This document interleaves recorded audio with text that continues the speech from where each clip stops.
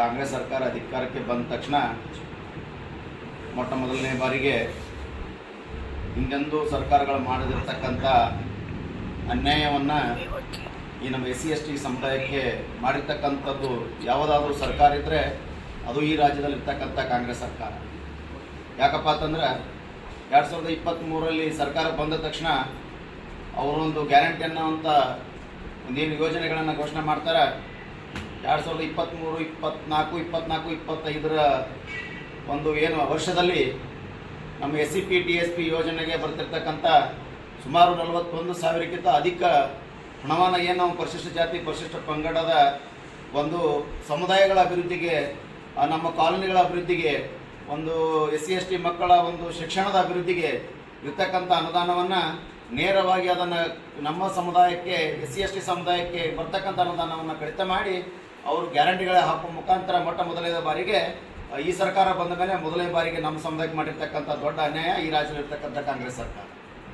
ನಂತರ ಮುಂದೆ ಹೋಗ್ತಾ ಹೋಗ್ತಾ ಇನ್ನು ಪರಿಶಿಷ್ಟ ಪಂಗಡದಲ್ಲಿ ಇರ್ತಕ್ಕಂಥ ಏನು ನಮ್ಮ ವಾಲ್ಮೀಕಿ ಅಭಿವೃದ್ಧಿ ನಿಗಮದಲ್ಲಿ SC/ST ಒಂದು ಅಭಿವೃದ್ಧಿ ಅಂದರೆ STಗೆ ಇರ್ತಕ್ಕಂಥ ಒಂದು ವಾಲ್ಮೀಕಿ ನಿಗಮದ 187 ಕೋಟಿಗಿಂತ ಅಧಿಕ ಹಣವನ್ನು ನೇರವಾಗಿ ಇವರು ಬೇರೆ ಬೇರೆಗೆ ಒಂದು ಪ್ರೈವೇಟ್ ಹಾಕುವ ಮುಖಾಂತರ ಅದನ್ನು ಸಹಿತ ಇವರು ದುಡ್ಡು ತೆಗೆದು ST ಸಮುದಾಯಕ್ಕೆ ಒಂದು ದೊಡ್ಡ ಪೆಟ್ಟು ಕೊಟ್ಟಿರ್ತಕ್ಕಂಥದ್ದು. ಇದು ಬಹುಶಃ ನಾವು ಭಾರತೀಯ ಜನತಾ ಪಕ್ಷದ ರಾಜ್ಯಾಧ್ಯಕ್ಷರ ಒಂದು ಜಿಲ್ಲಾಧ್ಯಕ್ಷರ ಮುಖ ದೊಡ್ಡ ದೊಡ್ಡ ಹೋರಾಟಗಳನ್ನು ನಾವು ಮಾಡಿದ್ದೀವಿ. ಆದರೂ ಸಹಿತ ಇರ್ತಕ್ಕಂಥ ಈ ಮಂಡ ಕಾಂಗ್ರೆಸ್ ಸರ್ಕಾರ ಯಾವುದೇ ರೀತಿ ನಮ್ಮಾಗಿರ್ತಕ್ಕಂಥ ಈ ಏನು ಹಣವನ್ನು ವಾಪಸ್ ನಮ್ಮ ಸಮುದಾಯ ಕೊಡುವಂಥ ಕೆಲಸ ಮಾಡಲಿಲ್ಲ. ಮುಂದುವರೆದು ಏನು ಮಾಡ್ತಪ್ಪ ಅಂದರೆ ಕಳೆದ ಒಂದು 2022ರಲ್ಲಿ ಅಂದಿನ BJP ಸರ್ಕಾರದ ಮುಖ್ಯಮಂತ್ರಿ ಆಗಿರ್ತಕ್ಕಂಥ ಬಸವರಾಜ ಬೊಮ್ಮಾಯಿ ಅವರು ನಮ್ಮ ST ಸಮುದಾಯಕ್ಕೆ 3% ಇದ್ದದನ್ನು 7% ಮಾಡಿ ರಿಸರ್ವೇಷನು, SC ಸಮುದಾಯಕ್ಕೆ 15% ಇದ್ದದನ್ನು 17% ಮಾಡಿ ಒಂದು ಸಾಮಾಜಿಕ ನ್ಯಾಯವನ್ನು ನಮ್ಮ ಎರಡೂ ಸಮುದಾಯ ಕೊಟ್ಟಿರ್ತಕ್ಕಂಥದ್ದು ಬಹುಶಃ ತಮ್ಮೆಲ್ಲರಿಗೂ ಗೊತ್ತಿರ್ತಕ್ಕಂಥ ವಿಷಯ. ಈಗ ಬಂದಿರತಕ್ಕಂಥ ಕಾಂಗ್ರೆಸ್ ಸರ್ಕಾರ ನಮಗೆ ಸಂವಿಧಾನಿಕವಾಗಿ ಏನು ಭಾರತೀಯ ಜನತಾ ಪಕ್ಷ ಬೊಮ್ಮಾಯಿಯವರು ಕೊಟ್ಟಿದ್ರು ಅದನ್ನು ಕಡಿಮೆ ಮಾಡುವಂಥ ಕೆಲಸ ನಮ್ಮ ಈ ಮಾಡಿರ್ತಕ್ಕಂಥದ್ದು. ಮತ್ತು ನಮ್ಮ ST ಸಮುದಾಯಕ್ಕೆ 3% ಹಾಗೂ SC ಸಮುದಾಯಕ್ಕೆ 15% ಮಾಡುವಂಥ ಕೆಲಸ ಮಾಡಿದ್ರು. ಯಾಕೆ ಮಾಡಿದ್ರಪ್ಪ ಅಂದರೆ ನಮ್ಮ ಬಹುಶಃ ನಿಮಗೆಲ್ಲ ಗೊತ್ತಿರ್ಬೋದು, ವಿದ್ಯಾರ್ಥಿಗಳ ಒಂದು ಯಾವುದೇ ಒಂದು ಪೋಸ್ಟ್ ತೊಗೊಳ್ತಾ ಇಲ್ಲ, ಯಾವುದೇ ಒಂದು ಹುದ್ದೆಗಳ ಭರ್ತಿ ಮಾಡ್ತಾ ಇಲ್ಲ ಸಂದರ್ಭದಲ್ಲಿ ಒಂದು ದೊಡ್ಡ ಪ್ರಮಾಣದಲ್ಲಿ ವಿದ್ಯಾರ್ಥಿಗಳು ಒಂದು ಹೋರಾಟ ಮಾಡಿದಾಗ ಅದನ್ನು ಇವರೇನು ಪೋಸ್ಟ್ ತುಂಬ್ಕೋಬೇಕಾದ್ರೆ ಇವ್ರ ಬಳಿ ಆರ್ಥಿಕವಾಗಿ ಇವ್ರ ಬಳಿ ದುಡ್ಡಿಲ್ಲ. ಯಾಕಂದರೆ ಇವ್ರು ಒಟ್ಟು ದುಡ್ಡುಗಳ ಗ್ಯಾರಂಟಿ ಹಾಗೂ ಅವರು ತಮ್ಮ ಭ್ರಷ್ಟಾಚಾರ ಮಾಡ್ಯಾನ ಏನದ ಅವರು ಹಾಳು ಮಾಡಿರ್ತಕ್ಕಂಥದ್ದು ಗೊತ್ತಿರ್ತಕ್ಕಂಥ ವಿಷಯ. ಇನ್ನು ವಿದ್ಯಾರ್ಥಿಗಳೊಂದು ಒಂದು ಹೋರಾಟ ತಪ್ಪಿಸ್ಬೇಕಂತೇಳಿ ಇವರೇ ಒಬ್ಬರನ್ನು ತಮ್ಮವರನ್ನೇ ಒಬ್ಬರು ಕೋರ್ಟಿಗೆ ಹೋಗಿ ಅದನ್ನು ತಡೆ ಹಿಡುವಂಥ ಕೆಲಸ ಮಾಡಿದರು. ನಾವು ಕೇಳ್ತೀವಿ, ಈ ಪತ್ರಿಕಾ ಮುಖಾಂತರ ನಿಮಗೆ ಕೇಳ್ತೀವಿ, ಈ ಛತ್ತೀಸ್ಗಢ, ಉತ್ತರ ಪ್ರದೇಶ ಎಲ್ಲ ಕಡೆ ನೀವು ಕೇಳಕ್ಕೆ ಹೋದ್ರೆ ಏನಂತೀರಿ, ಇಲ್ಲ ಇದು 50% ರೇಷು ಕ್ರಾಸ್ ಆಗ್ಯದ, ಹೀಗಾಗಿ ನಾವು ಅದು ಕೋರ್ಟ್ನಲ್ಲಿ ಇದೆ ಅಂತ ಕೇಳ್ತೀವಿ. ನಿಮ್ಮ ಅಡ್ವೊಕೇಟ್ ಜನರಲ್ ಅವರು ನಮ್ಮ SC/ST ಸಮುದಾಯ ಮೇಲೆ ನಿಮ್ಗೇನಾದರೂ ಕಾಳಜಿ ಇದ್ರೆ, ಈ SC/ST ಸಮುದಾಯವನ್ನು ನಿಮ್ಗೇನಾದರೂ ನಿಮ್ಮ ಕಿಂಚಿತ್ತು ಕಾಳಜಿ ಇದ್ರೆ ನೀವು ಅಡ್ವೊಕೇಟ್ ಜನರಲ್ ಇರ್ತಾರೆ ನಿಮ್ಮ ಸರ್ಕಾರದ್ದು, ನೀವು ಯಾಕೆ ಕೋರ್ಟಿಗೆ ಅವರನ್ನು ಹಾಜರು ಮಾಡಲಿಲ್ಲ? ಹೀಗಾಗಿ ನಾವು ನಿಮಗೆ ಎಲ್ಲ ತತ್ಪರ ಹೇಳೋದು ಈ ವಿಷಯಗಳನ್ನು ಇಟ್ಟೆ ನೇರವಾಗಿ ನೀವು ದಲಿತ ಸಮುದಾಯಗಳನ್ನು ಒಂದು ಕುಗ್ಗಿಸಬೇಕು. ಈ ರಾಜ್ಯದಲ್ಲಿ ಇರ್ತಕ್ಕಂಥ SC/ST ಸಮುದಾಯವನ್ನು ಮೇಲೆ ಬರಬಾರ್ದು, ಸಾಮಾಜಿಕವಾಗಿ ಇವರನ್ನು ಮುಂದೆ ಬರಬಾರ್ದು ಅನ್ನುವಂಥ ವಿಚಾರಗಳನ್ನು ಇಟ್ಕೊಂಡು ನೀವು ಇದ್ದೀರಿ. ನಮ್ಮ SC/ST ಸಮುದಾಯಗಳಿಗೆ ಒಂದು ಕೊಡ್ಲಿ ಪೆಟ್ಟು ಕೆಲಸ ಮಾಡ್ತಾಯಿದ್ವಿ. ನಾನು ಇನ್ನೊಂದು ತಮ್ಮ ಮುಖಾಂತರ ನಮ್ಮ SC/ST ಸಮುದಾಯ ಇರ್ತಕ್ಕಂಥ ಶಾಸಕರಿಗೆ ನಾವು ಕೇಳೋಕ್ಕೆ ಇಚ್ಛೆಪಡ್ತೀವಿ.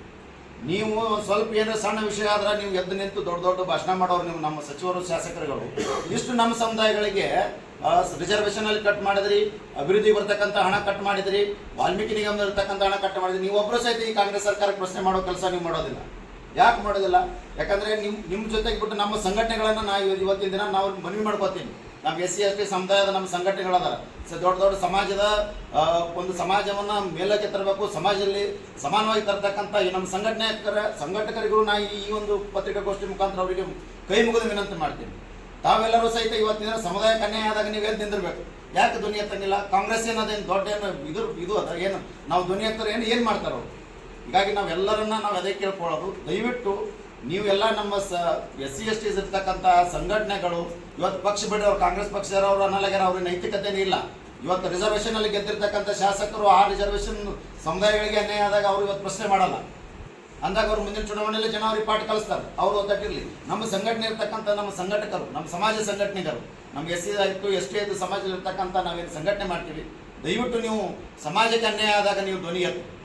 ನೀವು ಸಮಾಜಕ್ಕೆ ಅನ್ಯಾಯ ಇದ್ದಾಗ ಕಟ್ಟಕಡೆ ಇವತ್ತಿನ ಬಡವನಿಗೆ ನಮಗೆ ಅನ್ಯಾಯ ಆಗ್ಲಿಕ್ಕತ್ತದ. ಈ ರಿಸರ್ವೇಷನ್ ಏನ್ರಿ 17% ಇದ್ದು ಇವತ್ತು 2% ಕಮ್ಮಿ ಮಾಡ್ಯಾರ. ನಾಳೆ ನಾವು ಪೋಸ್ಟಿಂಗ್ ಮಾಡಿದ್ರೆ ನಮ್ಮ ಸಮಾಜ ಒಬ್ಬ 2 ಮಗು ಒಂದೇ ಪೋಸ್ಟ್ ಕರೆದ ನಮ್ಮ 2 ಮಕ್ಕಳು ನಮ್ಮ ಬಡವ್ರ ಮನೆ ಕೊಂಡಿರ್ತಾರೆ. ದಯವಿಟ್ಟು ನಮ್ಮೆಲ್ಲ ಸಮಾಜ ಬಂಧುಗಳಿಗೆ ಕೇಳ್ತೀನಿ, ಇನ್ನು ಮುಂದುವರೆದು ಹೇಳ್ತೀವಿ. ಸಮಾಜ ಕಲ್ಯಾಣದ ಹಿಂದಿನ ಒಂದು ಸಮಾಜ ಕಲ್ಯಾಣ ಸಚಿವರಾಗಿರ್ತಕ್ಕಂಥ ಸನ್ಮಾನ್ ರಮೇಶ್ ಜಿಗಜಿಣಿ ಸಾಹೇಬರು ಅವರು ಏನು ಮಾಡಿದ್ರು, ಇವತ್ತು ಗಂಗಾ ಕಲ್ಯಾಣ ಯೋಜನೆ ಅನ್ನೋದು ಬಹುಶಃ ನಮ್ಮೆಲ್ಲರಿಗೆ ಅದು ರಮೇಶ್ ಜಿಗಜಿಣಿ ಅವರು ಮಾಡಿರ್ತಕ್ಕಂಥದ್ದು ಎಲ್ಲರಿಗೂ ಗೊತ್ತದು. ಆದರೆ ಆ ಯೋಜನೆಯನ್ನು ಜಾರಿಗೆ ತರಬೇಕಾದ್ರೆ ಅವ್ರು ಪಟ್ಟಿರ್ತಕ್ಕಂಥ ಕಷ್ಟ ಬಹುಶಃ ಭಾಳ ನಮ್ಮ ಸಮುದಾಯದವ್ರಿಗೆ ಗೊತ್ತಿಲ್ಲ.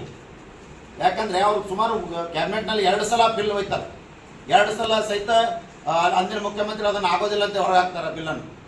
3ನೇ ಬಾರಿಗೆ ಆ ಬಿಲ್ಲಿನ ಜೊತೆಗೆ ಅವ್ರು ತಮ್ಮ ರಾಜೀನಾಮೆ ಪತ್ರನ ಬರ್ಕೊಂಡು ಹೋಗ್ತಾರೆ. ಈ ನಮ್ಮ ಸಂಸ್ಥೆ ಮತ್ತು ಸಮಾಜ ಕಲ್ಯಾಣ ಸಚಿವರ ಸಂದರ್ಭದಲ್ಲಿ ಬರ್ಕೊಂಡು 3ನೇ ಸಲ ಸಹಿತ ಆ ಬಿಲ್ಲನ್ನು ನಾವು ಮಾಡೋದ್ರಿಂದಾಗ ಜಾಗದ ಮ್ಯಾಗ ತಮ್ಮ ಬಿಲ್ಲಿನ ಜೊತೆ ನನ್ನ ಸಮಾಜಕ್ಕೆ ನನ್ನ ನ್ಯಾಯನೇ ಕೊಡೋದಾಗ ನನ್ನ SC ಹಿಂದುಳಿದ ಸಮುದಾಯಗಳಿಗೆ ನ್ಯಾಯ ಕೊಡೋದು ನನ್ನ ಕೈಲಿ ಆಗೋದಿಲ್ಲ ಅಂದ್ರೆ ಈ ಸಮಾಜ ಕಲ್ಯಾಣ ಖಾತೆಯಲ್ಲಿ ನಾನು ಮುಂದುವರಿಲ್ಲ ಅಂತೇಳಿ ಈ ಸಮಾಜಕ್ಕೋಸ್ಕರ ತಮ್ಮ ಸಮಾಜ ಕಲ್ಯಾಣ ರಾಜೀನಾಮೆಯನ್ನು ಕೊಟ್ಟು